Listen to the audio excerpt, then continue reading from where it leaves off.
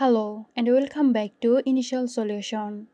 In today's tutorial, I will show you how to delete a Reddit account. Let's have a look now.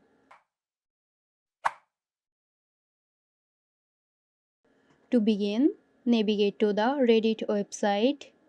Log into your Reddit account. From the top right corner, click on your username.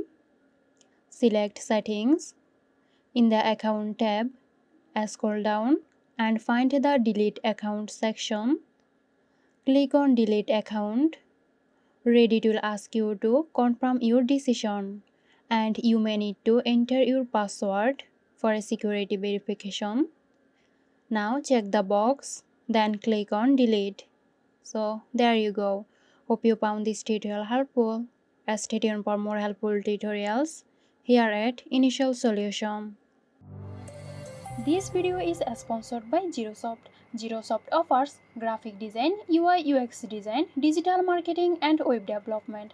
Elevate your brand with Zerosoft today. For more details, check the description box.